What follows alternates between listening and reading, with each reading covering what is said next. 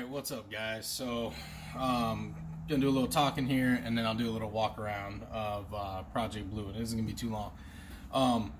First, I want to say you guys are making this really, really tough. I'm not gonna be personally picking anybody. It's going to go into like a raffle type thing app that I have, and what it does is I put all your names. I'll show you each one of you. I'm gonna send each one of you guys. I put your name in there so you know and can feel comfortable with that. So it's going to take a little bit on November 10th, so bear with me on that day. But yeah, then it's in a raffle, and I'm going to do that live and hopefully be able to stream it. And bear with me on that too, because this will be my first time doing like a live raffle. It's my first time doing this. So bear with me. That's why in the video I'm a little nervous, make sure I say everything right and also protect myself. So everybody bear with me. There's going to be more. I have other things that I'll do over time if this one goes well. And I can't say enough that how much I appreciate all of y'all's support and help. Please do me a favor. Please, if you like my channel, and there's gonna be a lot more to come. I think 2021 is gonna be a good year. I keep saying that. Hopefully, depending on how everything goes in the world. But I think I'll be able to get out there and do more. I'm actually starting a really, really, really good job. Probably by the end of this month, beginning next month. Wait for background check, all that stuff to come through. So that's going to open up doors for a lot more stuff. Might cut back on some videos because I'll be busy, but at the same time, when I'm able to do it, it'll be definitely and probably a lot more content. But I wanted to thank everybody for their support. I can't tell you enough. Please, sorry, there's like some weird horn going off or something over there. Please please stay subscribed if you like content. Share, please. Definitely, help me get to that 1,000 and above and keep rolling. Guys, it just means more. I'll eventually, because I'll be using, the money that starts rolling in from YouTube, and yes, it's going to take a while. Obviously, I know that. But I'll be using that even more towards projects and stuff in the future. So definitely, it helps with the impressions and everything when if you like the video. If you don't like the video, let me know. I'm totally down for discussion. If I can't stand hate, if there's like just being there to hate, that drives me crazy. I'm like, you know what, go somewhere else, or why even spend your time? And half time I won't, actually probably almost all the time I won't even answer back to it. But yeah, constructive criticism or anything like that, or anything you think, heck yeah, or any ideas you guys have that maybe I missed or didn't think, I love it. Absolutely love it. I appreciate it so much. You guys are going to see more of the serious side on here. But pretty soon when I'm getting out with friends and things like that, you're going to see more of a joking side and have fun. Especially if my buddy ends up moving up here. That's pretty much like a brother to me. And lands this job that he's looking at. He's really good with computers, everything, doing all that. Check him out. It's Officer Ragstash, or OFC, I think, Ragstash. I'll try to put him down in the comments. He's got a cool channel, too, for gaming and different things, and he's even in the vehicles to a certain point. But, yeah, there's going to be a lot more content. And with that, I wanted to ask, I have been thinking about possibly, I haven't selected the pictures yet, but I've been thinking about CRV Tom shirts. So I was just wondering, or tags or something.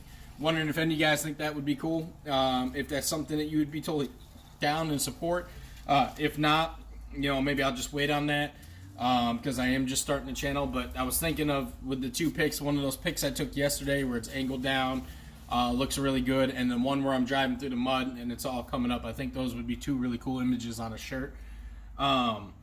But basically, there's going to be a lot. I want to explain with Project Blue, too. Some of you guys are, like, I had a comment the other day. A guy was wondering about tire size.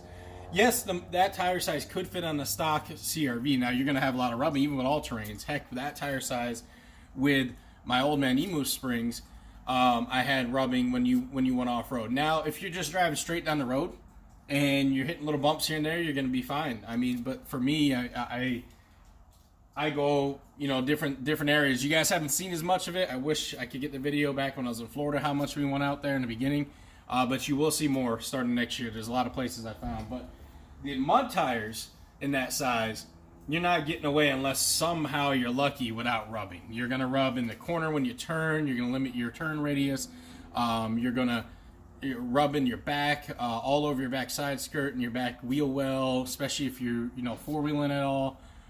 So yeah, you're not fitting mud tires on there comfortably at 235, 75, 15s at all if you plan on doing anything, if you're towing anything, if your car's weighed down, anything. So with that, I wanted to explain why I went with that size, because I want bigger.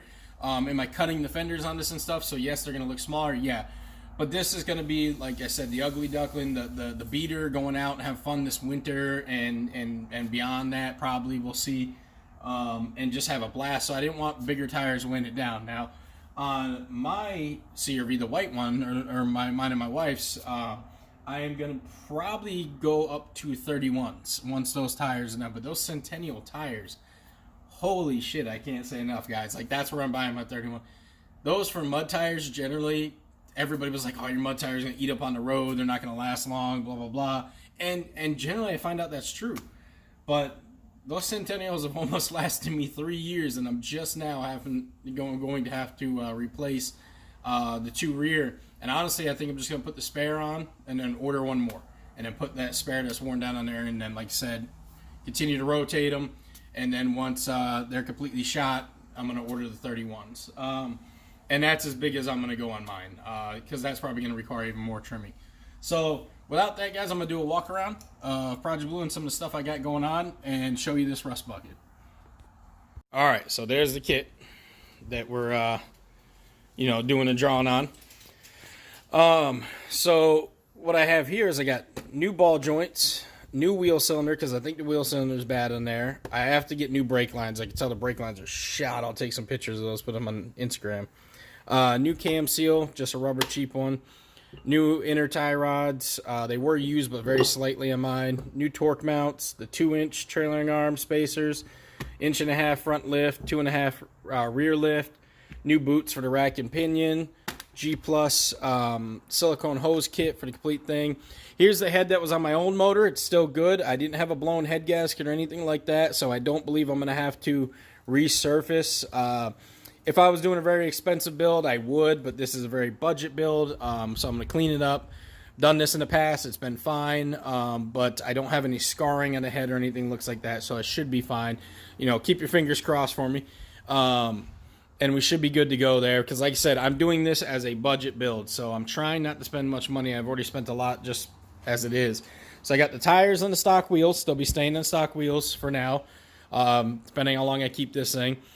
The OEM floor mats and mud flaps are going on my white lifted one. That was the only thing we were missing, was the front mud flaps and OEM floor mats from that thing. Got some basically ring satchels here, basically tow hooks. They're going to go right there in the bumper. New head gasket kit, new water pump, timing belt, all that stuff's in there. This came with it as a new front control arm and ball joint, so I'll probably end up getting one more just to even it out. But look at the rust on this stuff, guys. Look at this. And I'm going to go with new, the passenger side needs a new brake line. This one looks like it should be okay. But bear with me, because I haven't fully inspected everything. There's a broken spring, so I'm ordering new springs and struts. Sway bars are coming off on this one. This one's already broke on one side. Axles seem to be good, which is a good thing. Gonna do a valve lash just to, adjustment just to make sure, because it's misfiring on cylinder 1, 2, and 3 even after the tune-up. It runs, but it's puttering, and I'm pretty sure it's a burnt valve. That's generally what happens to these motors if they're not taken care of. We're gonna remove all of the front fender lining trim. I'm gonna polish up these headlights. I might even take them apart, and since I'm not too worried about them looking like perfect, take them apart and then do the housing black and clean them up, put them back in. Of course, the head's coming off, unless that valve lash is miraculous and that was it.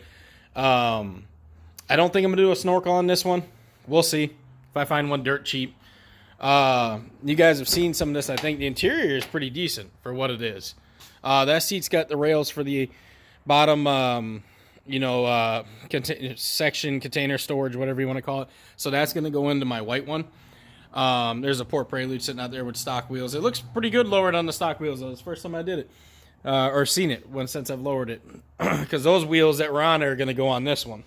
And then those are probably going to get cleaned up, stripped, because the kid did a really horrible job on painting them white.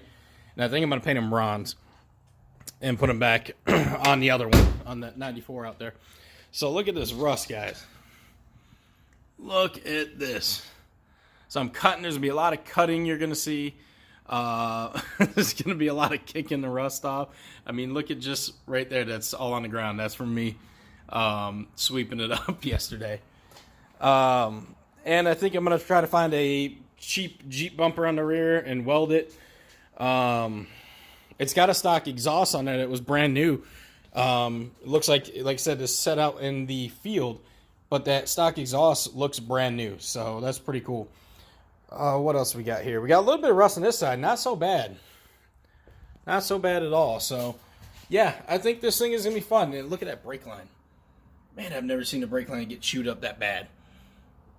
I don't know if something chewed on it out in the field or what, but that rear passenger side, I know that wheel cylinder is leaking. There's the one good tire left. It was a spare tire. It was brand new. And it's not even dry rotted. So, that was pretty cool. So, I kept it in case I need it for the other OEM wheels. But yeah, that's it, guys. That's Project Blue. Stay tuned for a lot of videos. I'm going to try to do a lot of videos on this one. Oh, and then the fender flares are up there too.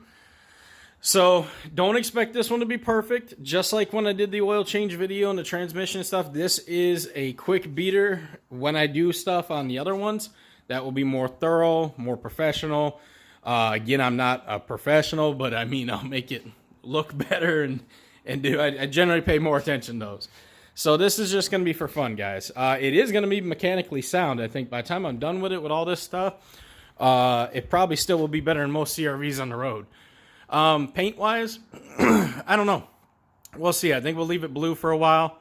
I may, depending on how much I like it, maybe desert tan or army green with rattle can, of course. So I'm not going to go super expensive on it. But, yeah, we'll see. You guys let me know. All right, guys, again, I appreciate everything. Thank you for all of the love, support. If there's anything you guys want to see, let me know. That way I can make more content.